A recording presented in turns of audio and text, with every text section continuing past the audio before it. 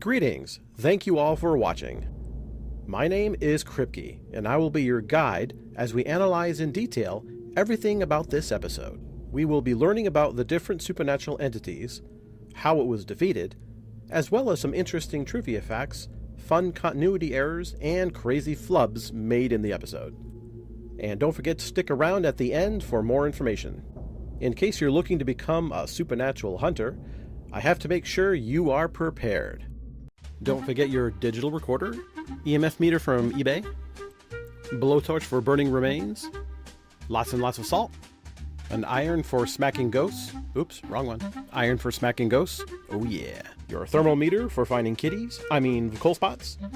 Your trusty PKE meter. Turn off all the lights. Hey! Make sure you close all your doors and lock it tight.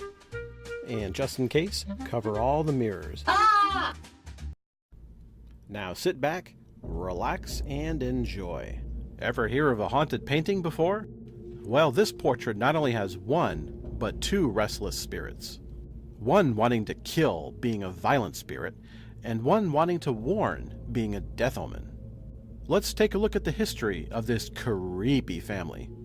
Let's get started.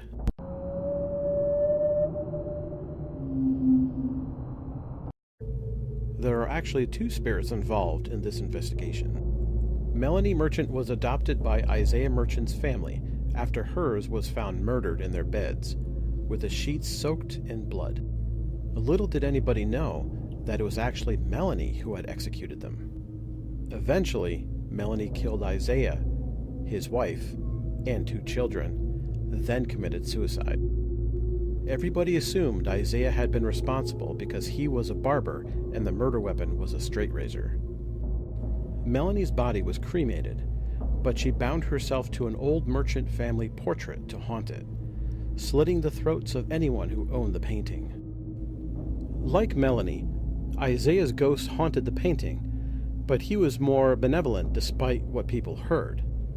His spirit was a death omen and trying to warn people by changing and shifting elements in the painting, pointing to the mausoleum where her doll was placed, anchoring her earthbound.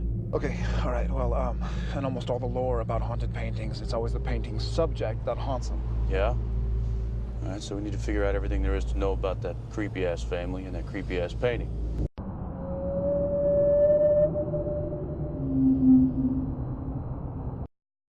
Melanie and Isiah Merchant. This is a unique haunting as 2 spirits are bound to the same painting. It's not known how this came to be, especially when one wants to murder and one wants to prevent it. Let's check out what they can do. Material possession.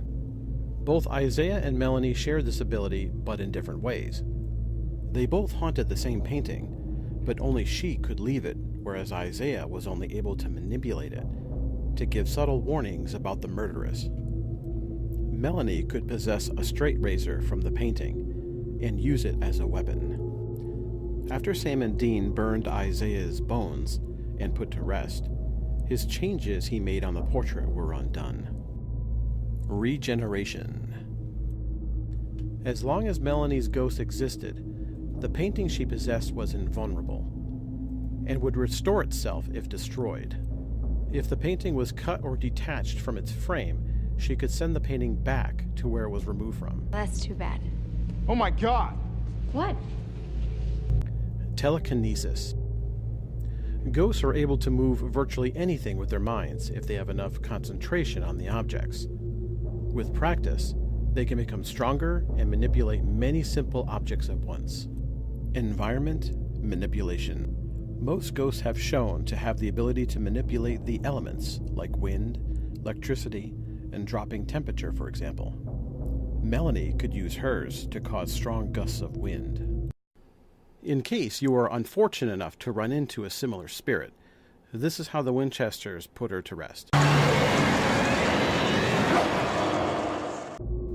After salting and burning Isiah's bones, Sam and Sarah went to get the painting so they can destroy it. Once they see the painting, they notice the little girl is missing, and then they were attacked by the spirit of Melanie Merchant.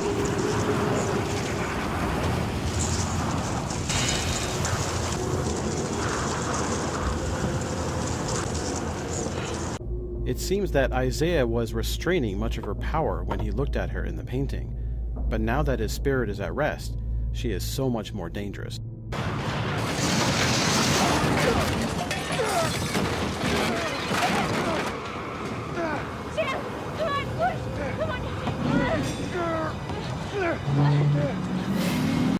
Once they figure out it was Melanie's doll keeping her here, Dean returned to the mausoleum to burn the doll to finally put her angry spirit to rest.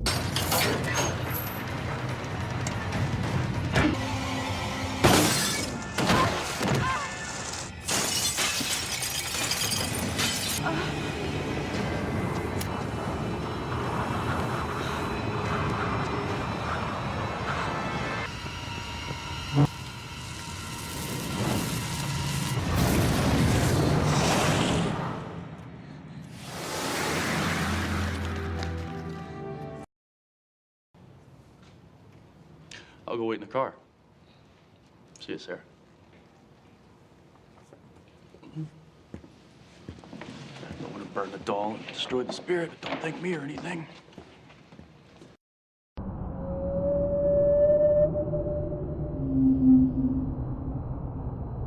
This is the analysis and reveal, where I put the episode under a microscope for your entertainment and knowledge. Number 1. One of the more famous inside jokes on the show, the Crip license plate on the fancy car outside the auction house, in reference to the series creator Eric Kripke. Number 2. Sam references the book The Da Vinci Code, written by Dan Brown, when Dean suggests there's a possible hidden clues in the cursed painting. Dean doesn't understand what Sam means and says he's still waiting for the movie on that one. Come to find out, The Da Vinci Code premiered May 19th of 2006. This episode aired April 13th, 2006. So Dean only had to wait 1 month. All right, well, if Isiah's position changed, then maybe some other things in the painting changed as well. You know, it could give us some clues. What, like a Da Vinci Code deal? I don't know. I'm just still waiting for the movie on that one. Number 3. When Sarah says that the family portrait is in the American primitive art style, Sam corrects her by saying that the style is more Grant Wood. Grant Wood is an American painter whose most famous work is the American Gothic back in 1930. Fine example of American primitive, wouldn't you say? I'd say it's more Grant Wood than Grandma Moses. But you knew that. You just wanted to see if I did. Guilty. Number 4.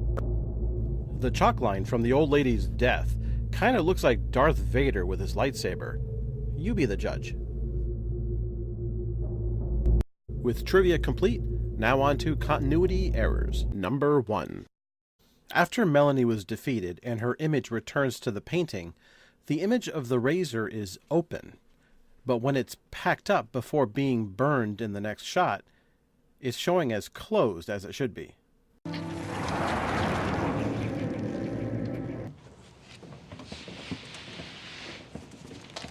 Number 2.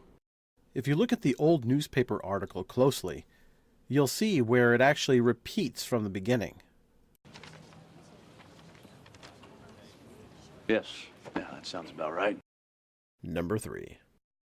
When Evelyn puts down her reading glasses, they're facing away from her, but in the following shot, they're turned the other way.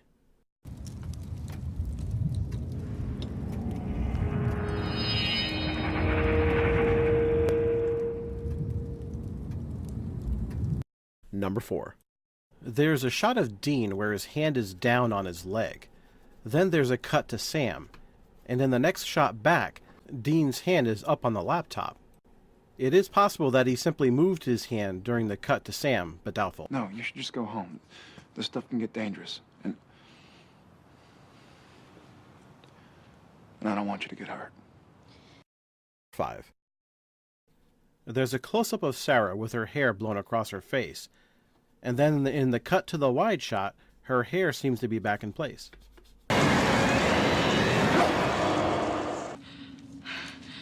Iron? Number 6. After being tossed against the wall by Melanie, Sarah appears to have blood smeared down her chin from her lips. Then in another close-up, the smear is gone and replaced with blood in her teeth. And then after Melanie is gone, the blood is back on her chin again.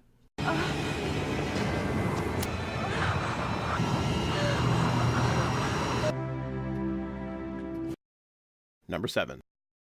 Before Melanie's ghost goes up in flames and her image returns to the painting, the razor is visible on the table in the painting despite also being in her hand.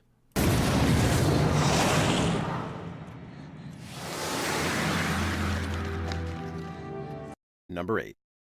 The symbols on the box determined which way the contents is meant to be transported and stored, which in this case the symbols should be pointing upward.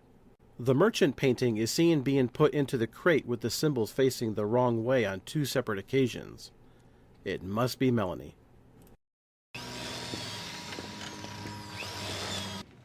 I'm serious, guys. Thanks. So why'd the girl do it? With continuity errors done, it's now time for the goofs. Number 1. When Sam and Dean are with Sarah, looking at the painting at Evelyn's house, you hear Dean say, "Jared, check it out," instead of Sam. Sam, check it out. The razor, it's closed in this one, but it's open in that one. What are you guys looking for? Now let's tally up the total kills done by Sweeney Todd's Spawn of Evil. Melanie's spirit got her first kill during the same year she died, by killing Peter Sims back in 1912. There were 2 more kills before the painting was placed into storage for over 30 plus years, until it was purchased by Mark and Anne Teleska. The killings continued with the new owners of the painting dead, and finally Evelyn, who just recently bought the portrait at an auction. The total kills done by this spirit is 6. Next time, if you find yourself in an art gallery, avoid the paintings with a creepy child. If anyone would like to know more about haunted paintings, be sure to check out the links in the description below. If anyone has an interest in real paranormal investigating, or simply have a story or strange photo you would like to share, visit longtime senior paranormal investigator, author of 12 books, public speaker, and even musician, Tom D'Agostino. You can find his contact info in the description below. Please remember to like and subscribe to become a member of Kripke's Supernatural. Thank you so much for watching, Wayward fans, and as always, carry on the hunt.